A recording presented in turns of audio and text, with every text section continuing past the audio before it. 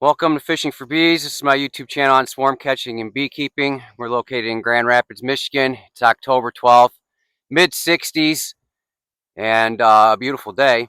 So we're going to go ahead and take care of some things. If you're new to the show, a little bit about us. As I said, we're in Grand Rapids, Michigan. We've never purchased bees. We've never purchased a queen. We've only split one time, and that was to bring a colony up here for honey production. So I think we're at 24 catches. And that just keeps replenishing our losses during the winter. So we're grateful for that, never having to purchase bees.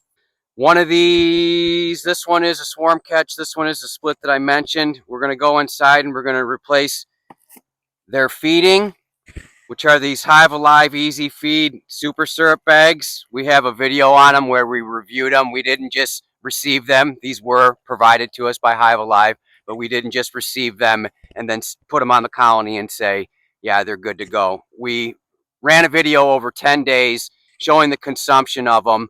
We put them on during a nectar flow, a significant nectar flow, which we know bees will choose a natural source over an artificial source. This is an artificial source. HiveAlive's claim is it is the only product that closely mimics natural nectar. So that's a pretty strong claim, but we put it to the test and the bees consume this even during a nectar flow. So for me, that's good evidence that their statement is true, as for the reasons that I said earlier. So we're going to replace these, show you how we put them on, and we're going to put some mouse guards on. So we're switching our mouse guards this year. We're going to a much simpler approach. These are called half-inch hardware cloth. So meaning each one of these squares is a half-inch square. So we have 2 inches and we bend them at the middle point. And I'll show you how they go on. We're going to switch it up a little bit. I actually saw this on a video from Kobe Apiaries. They're also located in Grand Rapids. And they do sell bees. So I'm not anti bee sales. When people ask in this area who they should buy bees from, I send them to Kobe Apiary. So I saw this on his video. He didn't speak of them, but he had enough of a video that I could figure out what he was doing. And I like this a lot more because my goal is to have more airflow at the entrance. So you'll see these in an upcoming video where we're putting them in our production yard. Right now we're just dealing with these babies in our holding yard, nuke yard. So we had one of these on here already. This will be their third bag.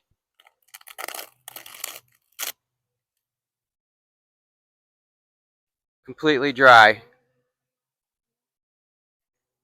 You can expect in times like this that your bees might not be that happy with you. It's it. It's it for the season in my area. Minimal nectar flow, probably decent pollen still maybe, but the nectar flow is over. So this is when they become protective. This is a bobkin. I use this for fly tying. It's also used in sewing and knitting and so forth. But this one specifically for fly tying, I like the diameter of it. I like that it's thicker than a regular push pin. I want it a little bit thicker than a regular push pin. But I don't put slits like I've seen some people put on their Ziploc bags. I just put 5 holes.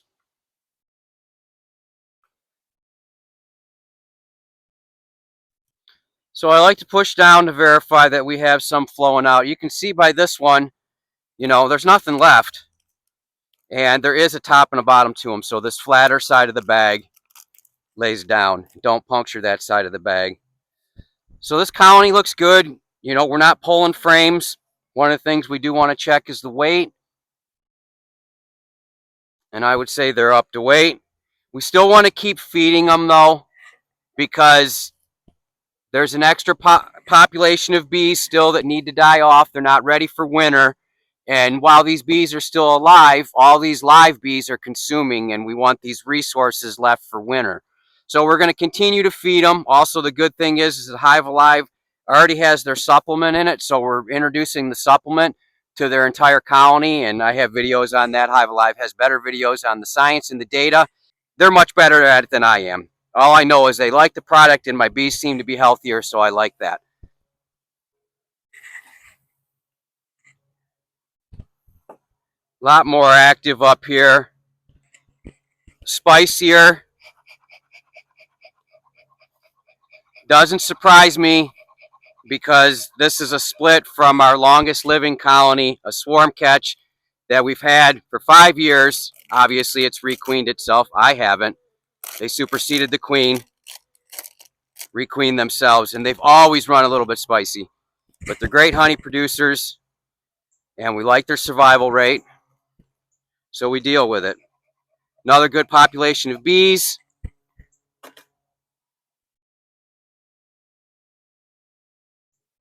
Pretty good weight, a little lighter than the other one. I am going to do a little maintenance in here.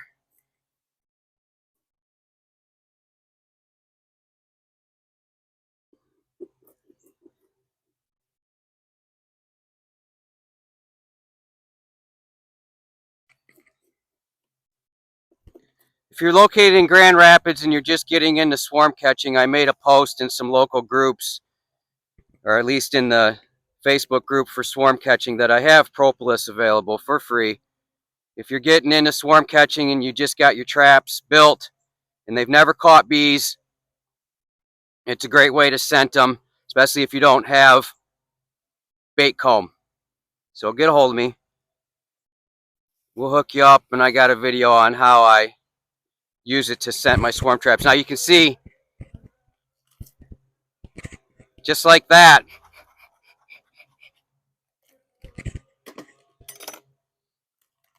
they decided they're done with me playing around in there.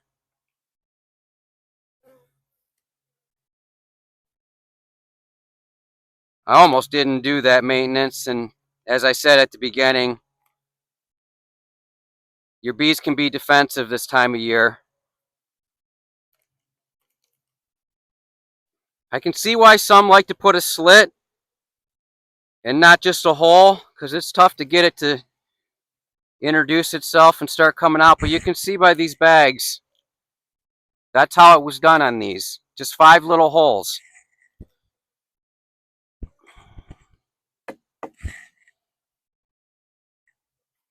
Get that closed up and finish my train of thought of what I was saying earlier. So in addition to feeding them, we're introducing the benefits and health benefits and gut benefits of the HiveAlive feed supplement. We have a coupon code, Fishing for Bees 10. It's on the screen. Fishing for Bees 10 gives you 10% off any of the HiveAlive products. And other than one, we've tried all of them. We have a video coming up on that other product they sent for us to try. So anyways, Fishing for Bees 10, there's a link in the description down below. You save 10% on all of HiveAlive's products. Fondant goes out of stock. This is currently out of stock. We're hoping it's back in stock this week. But if you think you're going to need the fondant, if you're a fan of the fondant, buy it now. Because unfortunately for HiveAlive, the products are popular and they go out of stock frequently. But you're always getting fresh products. So now we're going to move to the front. This might get a little interesting with this one right here, because I have to get this out.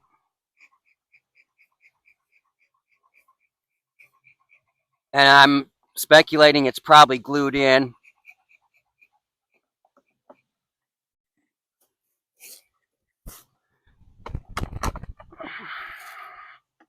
Not too bad. The thing I was concerned about is making them mad. So before you put your mouse guards on, look for evidence that there's already a mouse possibly in there. You don't want to put your mouse guards on and trap them in there. Of course, they're going to defecate in there all winter long anyways. Mice are not like bees. Bees defecate on the outside. And it's going to be a mess, but you don't want to lock it in there. If you have a mouse problem, you want to know it now. I keep hive tools laying around because I need them sometimes, and it's nice to have them in your area. So we're just going to push at the seam. This is going to bite really nice. I have a video on how I use this practice for moving colonies with a different size screen. So check it out.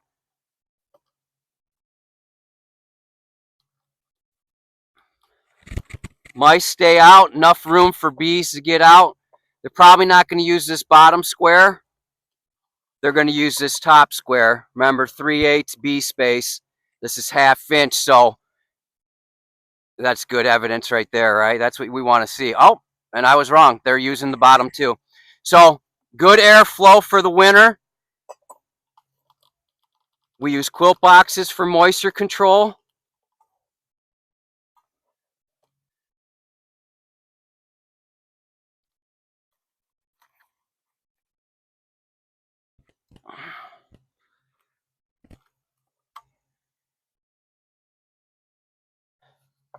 Kind of tried to bend the barbed wire fence up a little bit, but I like that. It's about keeping the mice out and the bees ventilated. That is really nice. A lot better than the way I used to do it.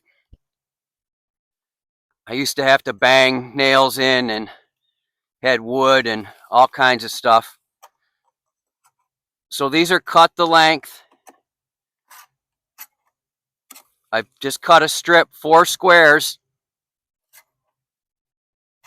as long as the roll that you get.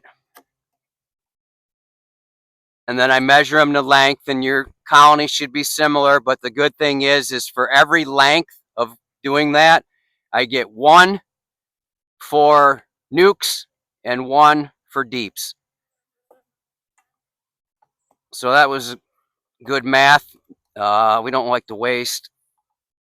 This is the spicy one.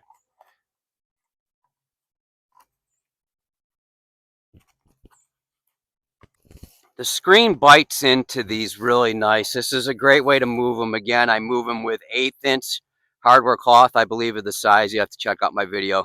But the same thing. You just punch them in there. And all these welded areas in mesh, they bite into the wood. You can even push these down, get them to bite a little bit more. But that's going to definitely deter a mouse. So that's it for today for the nuke yard. Things coming up. We got to still worry about moisture control. I use quilt boxes. We have them for our 5 frames and our 10 frames. We'll start working towards that. Temperature range, consistently below 50. Consistently below 50 during the day is when I start thinking about the quilt boxes. So a little early now. I did think about using them because they have a built-in feeding shim and it would work nice with these bags. But we've built these shims, and I built some shims for the production yard. So we're going to go up to the production yard. We're going to show you the new product from HiveAlive. Don't forget, Fishing for Bees 10 at checkout saves you 10% on all their products. This is currently out of stock. Let's hope it gets back in stock. But they have feed supplements. They have jugs of the Easy Feed syrup, which seems to be different than this. It's darker in consistency, and they say it's 2 to 1. So great for winter feeding. There's your hint on the product we'll be testing. If you've been with us this long, I appreciate you coming along for the ride. I hope your bees are well.